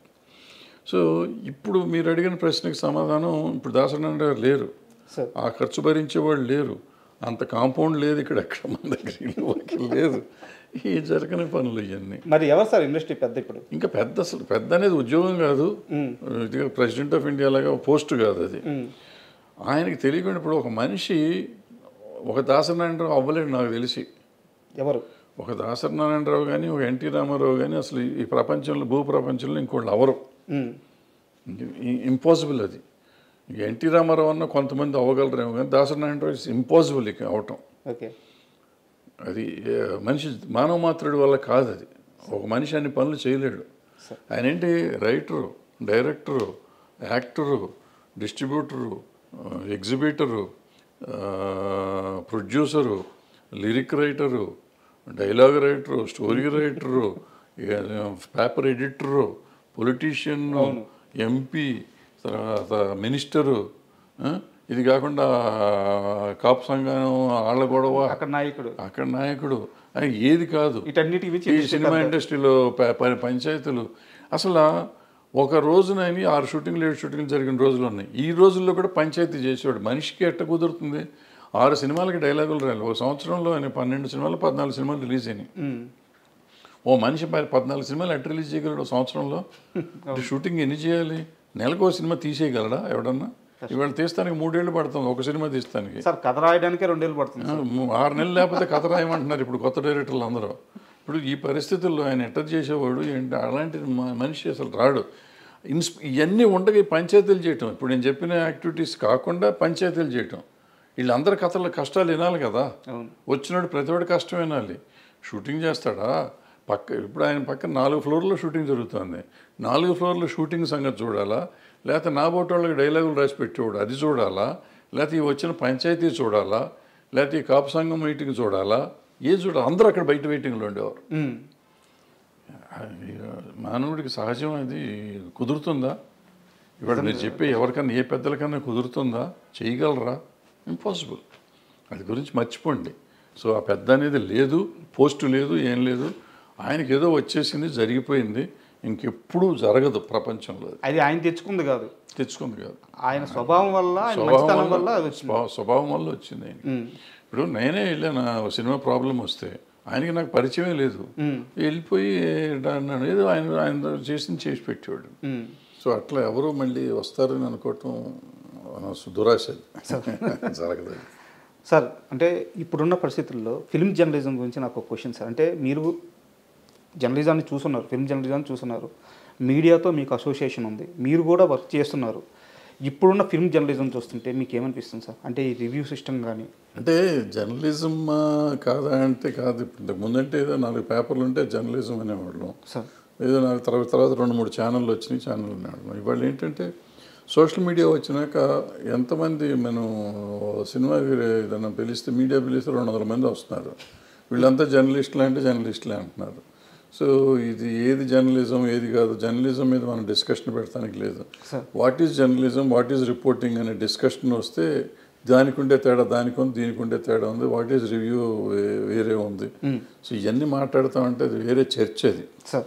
సో వీళ్ళలో ఎవరు రివ్యూవర్స్ కాదు, వీళ్ళు ఎవరు క్రిటిక్స్ కాదు, వీళ్ళలో మెజారిటీ అందరూ కాదు, అందులో కొంతమంది నిజమైన క్రిటిక్స్ ఉన్నారు, నిజమైన రివ్యూవర్స్ ఉన్నారు. సో వీళ్ళందరినీ మనం సీరియస్గా తీసుకోవటం అనవసరం. ఎందుకంటే వాళ్ళు యూట్యూబ్ వచ్చినాక అది అందరికీ కొంతమందికి ఉపాధి అయిపోయింది. ఎక్కువగా యూట్యూబ్లో నెగిటివిటీ వస్తే డబ్బులు ఎక్కువ వస్తాయి. సో ఎక్కువ మంది నెగిటివ్ రాయటానికి ఇష్టపడతారని డబ్బులు వస్తాయి. పాజిటివ్గా మాట్లాడితే డబ్బులు రావు. ఏదైనా మంచి చెప్పామనుకోండి, బాబు మీరు ఇట్లా ఉండకూడదు అని చెప్పామనుకోండి, ఎవరు చూడరు. ఇట్లాగే ఉండాలని చెప్పామనుకోండి, అందరూ బ్రహ్మాండంగా ఉంటుంది. దీనికి ఇంటర్లింక్గా ఇంకో క్వశ్చన్ ఉంది సార్. మీకు ఇండస్ట్రీలో పిఆర్ వ్యవస్థ గురించి ఐడియా ఉంటుంది. రీసెంట్గా సితారా నాగవంశీ గారు మాట్లాడుతూ పిఆర్స్ మమ్మల్ని బ్లాక్మెయిల్ చేస్తున్నారు. అంటే సార్ మనం ఆ పని చేయకపోతే సినిమాకి బ్యాడ్గా రాస్తారు, సార్ మనం వాళ్ళకి బ్యాన్ కార్డ్స్ ఇవ్వకపోతే సినిమాకి బ్యాడ్గా రాస్తారు, సార్ మనం ఈ ఫంక్షన్ చేయకపోతే సినిమాకి బ్యాడ్గా రాస్తారు అని ఆయన ఓపెన్గా చెప్తున్నారు. పిఆర్ వ్యవస్థ నిర్మాతలను బ్లాక్మెయిల్ చేస్తుంది, వీళ్ళ పోడు పర్లేక మేము అదనంగా ఇంకో 30-40 లక్షలు ఖర్చు పెట్టాల్సి వస్తుంది. అంటే ఏ నిర్మాతకు కూడా ఆయన మాటల ప్రకారం నిర్మాతలకి పిఆర్ వ్యవస్థను కానీ ఈ ఫిల్మ్ జర్నలిజంలో సోకాల్డ్ జర్నలిజం అని చెప్పుకుంటున్న వాళ్ళని కానీ ఎంటర్టైన్ చేయాలని ఏ నిర్మాతకి లేదు. అంటే నిర్మాతలను బ్లాక్మెయిల్ చేసే స్టేజ్కి ఈ పిఆర్ వ్యవస్థ కానీ ఫిల్మ్ జర్నలిజం కానీ వెళ్ళిందే? అసలు ఆ మాట తప్పది. ఇప్పుడు బ్లాక్మెయిల్ చేయబడే పరిస్థితులు నేను ఉన్నానా లేదా? నేను ఒక నిర్మాతగా నా కంటెంట్ని నేను నమ్మాలి. నేను ఎవరిలో చెప్పిన మాట విని చేయాల్సిన అవసరం లేదు. నాకు అవగాహన ఉండాలి. నేను సినిమా తీసినప్పుడు నేను ఇది చేస్తే ఇది ఉంటుంది, ఇది చేస్తే ఇది ఉంటుంది. సలహాలు తీసుకోవటం తప్పులేదు, సలహాలు ఎవరైనా చెప్తే వినటం తప్పులేదు. బట్ సలహాని ఎంతవరకు మనం వాడుకోవాలి అనేది మనం ఆలోచించుకోవాలి. పిఆర్లు ఏదో చెప్తూ ఉంటారు. ఇప్పుడు ఏమవుతుంది, ఇప్పుడు నేను ఏం చేస్తాను, సినిమా తీశాను అనుకున్నాను ఫర్ ఎగ్జాంపుల్. ఆ సినిమా తీసినాక ఒక సినిమా ఫ్లాప్ అయింది. ఫ్లాప్ అయితే నీ బోటోడు వచ్చి సార్ మీరు సరిగ్గా ప్రమోట్ చేయలేదు సార్ అంటాను. సరిగ్గా ప్రమోట్ చేయలేదంటే నేనేమంటాను, పిఆర్ని పట్టుకుని నువ్వు సరిగ్గా పిఆర్ చేయలేదురా అంటాం. పిఆర్ చేయలేదంటే ఆ పిఆర్ ఏమంటాడంటే నువ్వు అదిగో అక్కడ కవర్ ఇవ్వలేదు, లేదా ఇక్కడ నువ్వు ప్రీ రిలీజ్ ఫంక్షన్ పెట్టలేదు, లేదంటే ఆడియో ఫంక్షన్ పెట్టలేదు, ఏదో పెట్టలేదు, పెట్టుంటే పబ్లిసిటీ అయ్యేది, లేదంటే సోషల్ మీడియా వాళ్ళకి డబ్బులు ఇచ్చి ఉండాల్సింది, లేకపోతే నువ్వు ఇందాక చెప్పినట్టు ఆడియో కొని ఉండాల్సింది, వ్యూవర్షిప్ కొనాల్సింది, ఇటువంటి రకరకాలు ఏదో చెప్తూ ఉంటారు. ఇవన్నీ చేసినప్పుడు మిలియన్స్ ఆఫ్ వ్యూస్ వచ్చిన సాంగ్స్ వచ్చిన సినిమా ఉంది, దానికి ఓపెనింగ్ రాని సినిమాలు చాలా నేను చెప్పగలను, పేర్లు చెప్పగలను. మరి ఎందుకు రావట్లేదు అంటే ఏది బ్యాడ్ టాక్ అంటారు, బ్యాడ్ రివ్యూస్ అంటారు. మనకి మొన్న వచ్చిన కల్కి సినిమా ఉంది, 2.5 ఇచ్చారు చాలామంది, బ్యాడ్ రివ్యూ కూడా ఉంది. మరి అది చాలా 1200 కోట్లు 1300 కోట్లు చేసిందిగా. మరి ఎందుకు చేసింది? దేవరా సినిమా పోయిందన్నారు, దానికి 2.5 ఇచ్చారు, మరి అది 300-400 కోట్లు చేసిందిగా. సో ఇవన్నీ రివ్యూలను చూసి వస్తారు జనం, రివ్యూలు చూస్తే రారు, లేకపోతే పిఆర్ చెప్తే చేశాడు అనేది. మనం మన సినిమా తీసి సార్ వర్షం వచ్చినందుకు నాకు కలెక్షన్ లేవు, ఎండ ఎక్కువగా ఉంది కలెక్షన్ లేవు, మరి పక్క థియేటర్లో సినిమా ఫుల్ అవుతుంది, పక్క థియేటర్లో సినిమా ఫుల్ అవుతుంది, నా థియేటర్లో ఫుల్ అవట్లా. నా సినిమాకి ఎండ, నా సినిమాకి వర్షం వస్తుంది, కానీ పక్క సినిమాకి ఎండ వర్షం రాదా? సో ఇవన్నీ మనం వంకలు పెట్టుకున్నాం, వంకలైనా మాకు డొంకంతా తిరిగింది అంటారు. అది ఇదంతా అంటే పిఆర్లు తప్పేం లేదు. పిఆర్లు వాళ్ళు పాప మంచి చేయాలని అనుకుంటారు. ఏమవుతుంది, పక్క సినిమాకి వాళ్ళ పాత ఇంకో పిఆర్ అది చేసి ఉంటాడు, అది చేసినప్పుడు ఆ సినిమా లక్కీగా ఆడి ఉంటుంది. పిఆర్ చేసినందుకు ఆడతారు. ఫస్ట్ మనం తెలుసుకోవాల్సిన ప్రొడ్యూసర్గా ఎవ్వరు చెప్పింది జరగదు, మనం చెప్పిందే జరుగుతుంది, మనం అనుకునేదే జరుగుతుంది. మనం అనుకోవాలి, మనం డిజైన్ చేసుకోవాలి, ప్రతిదానికి మన ఇన్వాల్వ్మెంట్ ఉండాలి. Master of the film, master of the product you should be the producer. అది అయితే ఇవన్నీ రావు, ఇవన్నీ secondary. Of course hero centred industry, hero మూలన నీకు ఓపెనింగ్ వస్తుంది. బట్ ఆ సినిమాలో కంటెంట్ లేకపోతే ఏం లేదు. ఆ కంటెంట్ ఎవరు ఎన్నుకోవాలి, నువ్వు ఎన్నుకోవాలి. లేదు నా హీరో నా మాట ఏం లేదు, ఆయన చెప్పింది నేను చేశాను, ఆయన డేట్ల కోసం నువ్వు ఎంపర్లాడినప్పుడు you are doing a business man. నువ్వు when you are a business మ్యాన్గా నువ్వు చెయ్యి. ఇంకా నీ నువ్వు పిఆర్ని పెట్టుకున్నందుకేగా. ఇంకా పిఆర్ బ్లాక్మెయిల్ చేస్తున్నాడు అంటే ఎందుకు? పిఆర్ చెప్తాడు 30 లక్షలు కదా 50 లక్షలు ఖర్చు పెట్టమంటాడు, నువ్వు పెట్టు. లేకపోతే ఈ పిఆర్ని తీసి అసలు నువ్వే చేసుకో, ఎవడొద్దన్నాడు? దాని మీద కంప్లైంట్ ఇవ్వటం ఎందుకు? సార్ మొదటిసారి అంటే నాకు ఈ మధ్యకాలంలో మీరు మాట్లాడిన మాటల్లో నాకు బాగా అబ్జెక్షన్ అనిపించిన ఒక సందర్భం సార్. మంచు విష్ణు గారు అంటే మీకు కన్నప్ప రిలీజ్కి ముందు ఇంటర్వ్యూ ఇచ్చారు. అంటే ఆ ఇంటర్వ్యూలో మిమ్మల్ని ఆయన హోస్ట్ లాగా ఒక యాంకర్ గానో చూడలేదు. ఒక పెదనాన్న స్థానంలోనో ఒక బాబాయ్ స్థానంలోనో కూర్చోబెట్టి వాళ్ళ ఇంటి విషయాలు కూడా మీరు రండి, మీలాంటి పెద్ద మనిషి వస్తే కూర్చోడానికి మేము రెడీ అని చెప్పేసి మీకు అంత పెద్ద స్థానం ఇచ్చారు. అయితే కన్నప్ప సినిమా రిలీజ్ అయిన తర్వాత సినిమా రన్నింగ్లో ఉంది, థియేటర్లో ఆడుతుంది, అక్కడ శివపార్వతులు సెట్ కాలేదు, వాళ్ళని చూడడానికి నాకు ఇబ్బందిగా ఉంది, సో ఇలాంటి కామెంట్స్ చేశారు. మిమ్మల్ని అంత నమ్మిన మనిషి అన్నేళ్ళు కష్టపడి అన్ని కోట్లు ఖర్చు పెట్టి సినిమా తీసి మీకు అంత స్థానం ఇచ్చి మీకు అంత ప్రయారిటీ ఇస్తున్న మనిషి, సో ఒక రకంగా చెప్పాలంటే చావోరేవో అన్నట్టు సిచ్యువేషన్ విష్ణు గారిది. అలాంటి టైంలో మీరు అలాంటి కామెంట్స్ చేయడం కరెక్ట్ అంటారా? 100% తప్పేం లేదు. ఎప్పుడు చెప్పాను నేను? 9వ రోజు చెప్పా సార్. 9వ రోజు చెప్పాను నేను చూసింది 8వ రోజు సినిమా, 9వ రోజు పెట్టా, 10వ రోజు పబ్లిష్ అయ్యి ఉంటాను నాకు తెలిసి. అంతే సార్. 10 రోజుల తర్వాత అప్పటికి అయిపోయింది సినిమా, కలెక్షన్లు అయిపోయినాయి. అయిపోయినాక కూడా చెప్పకపోతే అట్లా వాళ్ళకి తెలియాలి కదా వాళ్ళ సినిమా ఏం తప్పు. నేను సినిమా చూడలే ముందు, సినిమా చూస్తుంటే డెఫినెట్గా పెట్టుండేవాడు కదా ముందు చూస్తుంటే. నేను 10 రోజుల తర్వాత కలెక్షన్లు కూడా అయిపోయినాక ఇంక కలెక్షన్లు ఇంకా రావట్లేదు అనే టైంలో సినిమా చూశాను నేను చూసినప్పుడు థియేటర్లో జనం కూడా లేరు, అయినా చూసి సినిమా. సో ఆ తర్వాత 1 or 2 days తీసేసినట్టున్నా సినిమా. సో అప్పుడు పెట్టాను నేను. మీకు విష్ణు గారు ఏమైనా ఫోన్ చేశారా? నేనే ఫోన్ చేశాను, విష్ణుకి ఫోన్ చేశా, మోహన్ బాబు గారికి కూడా ఫోన్ చేశాను. ఓకే. ఫోన్ చేసి మీరు ఈ తప్పు చేశారు, ఎందుకు చేశారు ఈ తప్పు, ఇది ఎవ్వరు లేకపోయినా కానీ ఆడేది ఆ సినిమా, బ్రహ్మాండంగా ఆడేది సినిమా, సూపర్ హిట్ అవ్వాల్సిన సినిమాని మీరందరూ కలిసి average cinema, below average cinema చేశారు. ఫ్లాప్ సినిమా అన్నాను నేను ఇప్పటికి కూడా. ఓపెనింగ్ వచ్చింది ఆ మాత్రం. బట్ ప్రభాస్ లాంటి వాడు మీకు డేట్లు ఇచ్చి చేస్తున్నప్పుడు దాన్ని మనం నిలబెట్టుకుని ఉంటే ఎంత సెన్సేషనల్ అయ్యేది ఆ సినిమా. సో బాగా తీయటం వేరును ఒక కంటెంట్ని చంపుకోవటం వేరు. ఇవాళ చాలామందికి అర్థం కావాల్సిన విషయం, పులిని చూసి నాకు బాహుబలిని చూసి బాహుబలిని, త్రిబులార్ని చూసి త్రిబులార్ చేయలేం మనం. అంతే. మనకి ఈ కాళహస్తి మహత్యం కానీ భక్త కన్నప్ప కానీ 2-3 వర్షన్స్ 4-5 వర్షన్స్ తీశారు. ఇప్పటికి 10 సార్లు తీశారు సినిమాలు. తెలుగులో 2-3 సార్లు వచ్చినా మిగతా భాషలో కూడా తీశారు. సో అది అన్ని సార్లు ప్రూవ్ అయిన సినిమా. మరి ఇప్పుడు యావరేజ్ ఎందుకయింది? అక్కడ ప్రతిసారి భక్తిభావం నిలబడింది, ఇక్కడ భక్తిభావం నిలబడలేదు. ఇక్కడ శివుడు పార్వతి వెకిలిగా ఉన్నారు. అది చెప్పాలి. నేను చెప్పాను, డైరెక్ట్గా ఫోన్ చేసి చెప్పాను. నేనే ఇట్లా యూట్యూబ్లో పెట్టుకోవాలా, యూట్యూబ్లో పెట్టే ముందే ఫోన్ చేశా. పెడతానని చెప్పలేదు, అది వేరే. బట్ వాళ్ళకి ఫోన్ చేసి చెప్పాను, ఇద్దరికి చెప్పాను. మోహన్ బాబు గారిని గట్టిగా అన్నా నేను, మీరు పట్టించుకుని ఉంటే ఇట్లా ఉండదు సినిమా.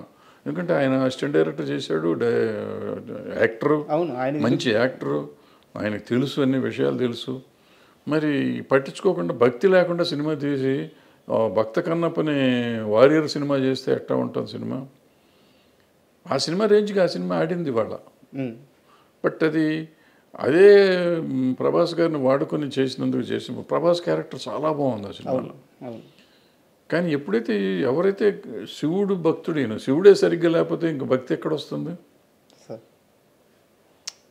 సో క్యారెక్టర్ ఫిట్నెస్ ఒకటి కావాలి. వచ్చి అనామకుడిని పెట్టినా పర్వాలేదు, బాగుండేది. అనవసరంగా ఈయన పెట్టి డబ్బులు బొక్కది, ఆ డబ్బులే ఇప్పుడు నష్టం వస్తాయి. ఒకవేళ నష్టం వస్తే వాళ్ళిద్దరికి ఇచ్చిన ప్రతి రూపాయి నష్టమే నా లెక్కలో. అంటే సో అందుకని ఇప్పుడు మీరు అన్నారు, మీరు ఇంతకుముందు కూడా అన్నారు నాకు ఈగో అనో లేకపోతే కోపం అనో ఇంకోటనో మన వాళ్ళకు కూడా మనం చెప్పకపోతే ఏంటి? ఇది కాకుండా నన్ను సీనియర్ ఇంతకుముందు అడిగారు, మీరు ఈ ఇండస్ట్రీ కోసం ఏంటని. ఇండస్ట్రీకి ఈ పాఠం చెప్పాలి. ఇది నేను చెప్పకపోతే, నాకు తెలిసినంత వరకు తప్పో ఒప్పో నేను చెప్పింది చెప్పకపోతే రేపు ఇంకోళ్ళు తీస్తారు, ఇంకో కన్నప్ప తీస్తారు, అది ఫ్లాప్ అవుతుంది. మీరు పాండురంగ మహత్యం తీశాడు రాఘవేంద్రరావు గారు, పాండురంగాన్ని, ఆయన ఇలాగే తప్పులు చేశాడు, అది పోయింది. సో భక్తి సినిమాని భక్తి భావంతో మీరు తీయకపోతే ఆ సినిమాలు పోతాయి. మీరు పాండురంగ సినిమా తీసుకోండి, కన్నప్ప తీసుకోండి, ఇంకోటి తీసుకోండి. మరి బాలకృష్ణ గారు, రాఘవేంద్ర గారు పెద్ద సినిమానే కదా అది. అవును. మరి ఎందుకాళ్ళ పాటలు కూడా బాగా పాటలు కూడా బాగానే హిట్ అయినాయి ఎందుకాళ్ళ. దాంట్లో పాత సినిమాలో ఉన్న భక్తి ఏది? ఆ ఎమోషన్ ఆ ఎమోషన్ ఎక్కడ దొరికింది? రాలేదు. ఎందుకు రాలేదు? ఎందుకు తీయలేకపోయారు మీరు? సో ఏదో మార్పులు మీరు చేద్దాం అనుకుంటే అవ్వదు. అది ఏదో చేసేద్దాం, వాళ్ళు చేసిన దానికంటే మనం గొప్పగా చేద్దాం. గొప్పగా చెయ్యండి. ఆ భక్తి పారవస్యం ఎవరికైనా రావాలి. సినిమా చూస్తా అంటే అనుభూతి రావాలి, రోమాలు నెక్కిపోవాలి. భక్తి సినిమాల్లో ఉండే అడ్వాంటేజ్ అది. సినిమా రిచ్గా తీశారా, ఖర్చు పెట్టారా లేదా కాదు, భక్తి వచ్చేస్తుంది ఆటోమేటిక్గా. నేను దేవుడి దండం పెట్టను, కానీ భక్తి సినిమాలు చూస్తుంటే నా కళ్ళెమ్మటి నీళ్ళు వచ్చేస్తాయి. ఒక రకమైన జలధరింపు వస్తుంది బాడీలో సినిమాలు చూస్తుంటే. అది అంటే యాజ్ ఎ కామన్ ఆడియన్స్, భక్తుడు సినిమా దేవుడు కాదు కాదు అక్కడ ఎమోషన్ వస్తుంది. ఇప్పుడు అన్నమయ్య సినిమా చూస్తాం. అన్నమయ్యలో ఆయన జీవితం అంతా ఆయన కోసం దారపోస్తాడు. దారపోసినాక ఆ లాస్ట్ సీన్లో ఉన్నప్పుడు అప్పుడు జోలపాట పాడావు చూడు అంటే ఆయన విష్ణుమూర్తి పాడతాడు, వెంకటేశ్వర స్వామి పాడతాడు ఆ పాట. అవును, నా పాట మీ నోటికి అంటే నేను జన్మ తరించిందయ్యా అంటా ఉంటే వల్ల వల్ల వల్ల వల్ల ఈ రోజుకి ఏడుస్తాను నేను. అది 20 సార్లు చూశాను నేను, చూసి ఉంటా 20-30 సార్లు చూసి ఉంటా. ఈ రోజుకి లాస్ట్ అప్పుడప్పుడు భక్తి భావాలు అని 15 నిమిషాలు వేస్తారు. ఆ డైలాగ్ వచ్చినప్పుడు ఏడుపు వచ్చేస్తుంది. అది దట్ ఈస్ పవర్ ఆఫ్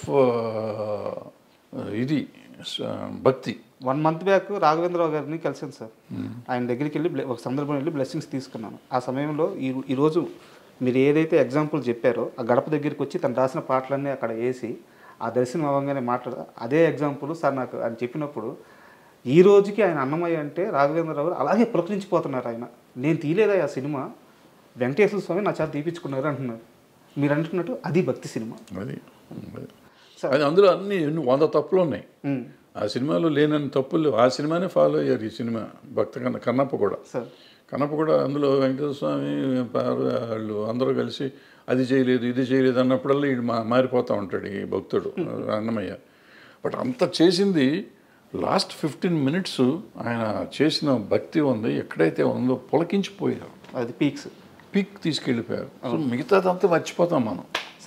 అది that is film making. Pushpa cinema మీద మీ అభిప్రాయం ఎప్పటికైనా మారిందా? నేను అభిప్రాయపడ్డాను. నేను సినిమా బాగానే ఉందిగా. సినిమా బాగుంది. సినిమా మీరు చూడకముందు స్మగ్లింగ్ ఏదో చెప్పారు నాకు, స్మగ్లర్ అంట, పోలీస్ ఆఫీసర్ ఉండే పూల్లో పాసు పోస్తాడని చెప్పేసి ఇట్లాంటి కామెంట్స్ విన్నాను. సో నాకు సినిమా చూడబుద్ధి కావట్లేదు అని చెప్పేసి మీరు ఒక స్టేట్మెంట్ అన్నారు. సినిమా చూసిన తర్వాత మీ అభిప్రాయం మారిందా? సినిమా కూడా నేను ముక్కలుగా చూసాను. నాకు సినిమా పెద్దగా అంటే బట్ నాకు సెకండ్ హాఫ్ నచ్చిందని చెప్పాను. తర్వాత వీడియో పెట్టాను, మీరు చూడలేదేమో. సెకండ్ హాఫ్లో ఫ్యామిలీ ఎలిమెంట్ ఏదైతే ఉందో, మిగతా సినిమా అంతా చండాలో నాకు ఇప్పటికీ కూడా. కానీ నా పెద్ద ఇష్యూ మామూలు రెగ్యులర్ కమర్షియల్ సినిమా అదే పెద్ద పట్టింపు కాదు. కానీ వైఫ్ అండ్ హస్బెండ్ ఎలిమెంట్ తీశాడు, అద్భుతంగా తీశాడు. వాళ్ళిద్దరూ ఆ అమ్మాయి ఈయన కోసం, ఈయన అమ్మాయి కోసం పడే పాటలు ఉన్నాయి. పుష్ప రష్మిక కోసం, అర్జున్ రష్మిక కోసం, రష్మిక అర్జున్ కోసం వాళ్ళు మాట్లాడే మాటలు కానీ కమర్షియల్గా బాగున్నా కూడా నిజంగా కూడా ఎమోషనల్గా కూడా ఉన్నాయి. ద సేమ్ టైం ఒక భార్యాభర్తల అనుబంధాన్ని అటువంటి క్యారెక్టర్స్ మీద చూపించడం అనేది చాలా గొప్ప విషయం. ఇప్పుడు ఏదో మామూలుగా మిడిల్ క్లాస్ ఫ్యామిలీలో ఉంటుంది, ఇట్లా డబ్బు ఉండి ఆడ స్మగ్లింగ్ చేసేవాడికి ఒక భార్య మీద అంత ప్రేమ ఉంటుందా? అసలు భార్యను అంత ప్రేమించాలా, ఆ భార్య భర్తను అంత ప్రేమించాలా? అద్భుతంగా ఉంది అది. ఆ ఎలిమెంట్ చాలా బ్రహ్మాండంగా ఉంటుంది ఆ సినిమాలో. సార్ నాది ఇంకో క్వశ్చన్ ఏంటంటే, అంటే ఒక 12-13 ఏళ్ళ నుంచి మీరు నాకు తెలుసు సార్. అంటే నేను మిమ్మల్ని దగ్గరగా చూస్తున్నాను, మీరు ఎక్కడున్నా మీ గురించి నాకు తెలుసదు కాబట్టి నేను మిమ్మల్ని ఫాలో అవుతున్నట్టే. తమ్మారెడ్డి గారికి ప్రతి విషయంలో ఒక అభిప్రాయం చాలా నిక్కచ్చిగా ఉంటుంది, ఆయన ఒక మాట మీద ఉంటారు. బట్ నాకు ఎప్పుడూ కూడా చాలా పెద్ద కన్ఫ్యూజన్ ఏంటంటే మీ విషయంలో చిరంజీవి గారి విషయం సార్. కెమెరా లేనప్పుడు చిరంజీవి గారి గురించి మీరు ఎంత గొప్పగా చెప్తారంటే, నా బ్రదరయ్యా, నా తమ్ముడయ్యా, అంటే మేము వినున్నాం, మీతో పాటు పనిచేసినప్పుడు మేము వినున్నాం, నా తమ్ముడయ్యా, నేను సినిమాలు తీసాను, నాతో సినిమాలు తీసాడు, నేను ఇచ్చినప్పుడు రెమ్యునరేషన్ తీసుకున్నాడు, మా అనుబంధం ఇట్లాంటిది, నా స్టూడియోలో ఉండేవాడు, ఇంత గొప్పగా చెప్తారు చిరంజీవి గారి గురించి కెమెరా లేనప్పుడు, 4 మనుషులు క్లోజ్డ్ పీపుల్ ఉన్నప్పుడు. అదే కెమెరా పెట్టంగానే చిరంజీవి గారి అభిప్రాయాలని ఆయన వెళ్ళే మార్గాలని మీరు క్వశ్చన్ చేస్తూ ఉంటారు. ఇది నాకు అర్థం కాదు సార్ అసలు. అంటే మీ చాలాసార్లు అనుకున్నాను. ఆల్రెడీ ఇంతకుముందు సమాధానం చెప్పాను, మోహన్ బాబు గారి విషయంలో సమాధానం మీకు చెప్పాను, సేమ్ సమాధానం ఇది సార్. ఇప్పుడు ఆయనతో కూడా నేను మాట్లాడి చెప్పినవి ఉన్నాయి కొన్ని. ఆ చిరంజీవి గారికి నాకు ఉన్న అనుబంధం అప్పుడు వేరు ఇప్పుడు వేరు. బట్ నాకు నచ్చినట్టు చెప్తాను, నచ్చని చెప్తాను. నాకు మీరు చెప్పినవి అన్నీ నిజం. ఆ నిజం నాకు ఇంకా అనుబంధం అట్లాగే ఉంది నా మనసులో. ఆయనకి మనం ఇవాళ మన చాలా దూరం అయిపోయాం కాబట్టి. బట్ నాకు అనిపించింది చెప్పాలి. ఎందుకు చెప్పాను మోహన్ బాబు గారికి ఆ సినిమాని గురించి ఎందుకు పెట్టారు మీరు, వాళ్ళ జీవితం నాశనం అయిపోతుంది కదా. జీవితం నాశనం అవ్వదు, నెక్స్ట్ టైం ఆ తప్పు చేయకూడదు అనేది నా పాయింట్. ఈవెన్ ఈయనకు కూడా అంతే. ఆయనకి ఇవాళకి నా తమ్ముడే, ఏ రోజుకి నా తమ్ముడే, నేను చచ్చేదాకా నాకు తమ్ముడే అతను. అది కాదంటల్లా, అతని వెల్ విషర్నే నేను. వాళ్ళు ఒప్పుకున్నా ఒప్పుకోకపోయినా, నమ్మినా నమ్మకపోయినా నేను వెల్ విషర్నే. వాళ్ళు బాగుండాలి అంటే ఇలాంటి తప్పులు చేయొద్దని చెప్పడం, నా ఉద్దేశంలో ఉన్న తప్పులు చేయొద్దని చెప్తాను, ఇప్పటికి చెప్తాను నేను అనిపిస్తే. ఊరికి ప్రతిదానికి వచ్చేసి పని పాట లేకుండా దాని గురించి ఇప్పుడు మంచి మాటలు చాలా చెప్తాను నేను. చిరంజీవి గారిని చాలాసార్లు చాలామంది తిడతంటే నేను వచ్చి మాట్లాడి అడ్డం పడ్డ రోజులు చాలా ఉన్నాయి. మరి ఎందుకు పడుతున్నాను, నాకేం అవసరం సార్? నాకు అర్థం ఆయన నన్ను అడగడు కదా పాపం. ఎప్పుడు నాకు ఫోన్ చేసి ఏమండి వాళ్ళు ఎవరో నన్ను తిడుతున్నారు మీరు రండి అని పాపం ఎప్పుడు అనలేదు. వాళ్ళు ఏ జోలికి రాలేదు. బట్ ఎవరో అంటే తప్పు కదా. ఒక మనిషిని ఎందుకు ఇష్టాలతో సంబంధం లేదు. ముందు ఒక మనిషిని మనం కాపాడతాం కాదు, అనవసరంగా అతన్ని స్కేప్ గోట్ని చేయకూడదు. ఆయన చిరంజీవి గారు అవ్వచ్చు, ఇంకోళ్ళు అవ్వచ్చు, ఎవరినైనా కానీ మనం అనవసరంగా దాన్ని చేయకూడదు. ఎవరిలో అడ్వాంటేజ్ నోరు ఉంది కదా అని ఎవడు పడితే వాడు ఏది పడితే అది మాట్లాడితే మనం క్షమించకూడదు, వదిలిపెట్టకూడదు. అంటే at least I should raise my voice. Sir ఆయన కోసం నేను మంచి కోసం చెప్తాను. ఏదైనా తప్పు అని నేను చెప్పేది చాలామంది నెగిటివ్గా తీసుకుంటారు. నెగిటివ్ కాదు, నా ఉద్దేశంలో పాజిటివ్. అతనుకున్న చరిష్మాకి ఆయనకున్న దానికి కొన్ని ఆయన చేయకుండా ఉంటే బాగుంటుందని నాకు అనిపిస్తుంది. బట్ ఆయన పరిధిలో ఆయనకుంటే ఆయనకుంటేది మన అవసరం అనుకో ఎక్కువ. బట్ ఆగలేను. అది కూడా ఎవరిని అడిగితే చెప్తాను, కావాలని పెట్టి వీడియో పెట్టి చెప్పడం అనేది నేను చేయను. అంటే ఎందుకన్నానంటే సార్, ఇప్పుడు ఇండస్ట్రీ అని కాదు సార్, 2 తెలుగు రాష్ట్రాల్లో కానీ మన ఇండియా వైడ్ కానీ మేము చిరంజీవి తమ్ముళ్ళవి, చిరంజీవి మా అన్నయ్య, మెగాస్టార్ మా అన్నయ్య అని చెప్పుకునే వాళ్ళు కొన్ని కోట్ల మంది ఉన్నారు. బట్ చిరంజీవి నా తమ్ముడు అని చెప్పే ఒకే ఒక్క పర్సన్ తమ్మారెడ్డి భరద్వాజ. అది మీరు ఎప్పుడు చెప్తూ వస్తున్నారు. బట్ ఏంటంటే కొన్ని సందర్భాల్లో మీరు చేసే కామెంట్స్ ఆయన మంచి కోసమే కానీ వెల్ విషయంగా కానీ చేసే కామెంట్స్ అవి రాంగ్గా పోర్ట్రేట్ అయ్యి వెళ్ళిపోయినప్పుడు కొంతమందికి రాంగ్గా అర్థమవుతుంది. అన్నీ తెలిసిన మనిషిగా నాకు ఈ వైరుధ్యం అర్థం కాలేదు, అందుకని అడిగాను. పడ్డోడు ఎప్పుడు చెడ్డోడు కదా మనకి. కానీ ఇండస్ట్రీలో ఆ నలుగురు ఎవరు అసలు ఉన్నారా లేరా? అన్నీ అయిపోయినాయి, వాళ్ళే ఒప్పుకున్నారు కదా. మళ్ళీ ఇప్పుడు కొత్తగా నేను ఎందుకు మాట్లాడతాను, వాళ్ళే వచ్చి ఈ మధ్య చెప్పారు మేమే నలుగురిలో ఉన్నాం కానీ మేము లేవు దాంట్లో అని చెప్పుకున్నాం. అంటే సమస్య ఏంటంటే చెప్పిన వాళ్ళందరూ మేము లేవంటున్నారు. అది చెప్పలేదు కాబట్టి, చెప్పారు కాబట్టి ఆ నలుగురే. మేము లేవన్న నలుగురు. అండ్ రానున్న కాలంలో చిన్న సినిమాల పరిస్థితి ఎలా ఉండబోతుంది? ఇప్పుడున్న ఇండస్ట్రీ విధానం అంటే ఈ సినిమాలు తీసే విధానం కానీ, కోట్లు ఖర్చు పెట్టి హీరోలకి ఈ భారీ రెమ్యునరేషన్ ఇచ్చి వెళ్తున్న ఈ విధానం కానీ, ఇండస్ట్రీ రాబోయే 10-15 సంవత్సరాల్లో ఏ స్థాయిలో ఉండబోతుంది మీరు అనుకుంటున్నారు? చిన్న సినిమాల పరిస్థితి ఎలా ఉండబోతుంది? పెద్ద సినిమాలు తీసే నిర్మాతల పరిస్థితి ఎలా ఉండబోతుంది? ఏం చాలా దుర్భరంగా ఉంటుంది, చూడాలి. అంటే మంచి సినిమాలు కొంచెం చిన్న సినిమాలు అది మన కోర్టు ఆడినట్టు, బలగం ఆడినట్టు చిన్న సినిమాలు ఆడుతున్నాయి కదా, అట్లా ఆడుతూనే ఉంటాయి. But bad position. సార్ చాలా విలువైన మీ సమయాన్ని మాకు కేటాయించి, అంటే నేను అడగంగానే ఇంటర్వ్యూకి ఒప్పుకొని నన్ను ఎంకరేజ్ చేశారు. సో మీకు విలువైన సమయాన్ని మాకు ఇచ్చారు, చాలా థ్యాంక్ యూ సార్. మరో మంచి టాపిక్తో వీలైతే మళ్ళీ ఒక మంచి ఇంటర్వ్యూ చేద్దాం. Thank you.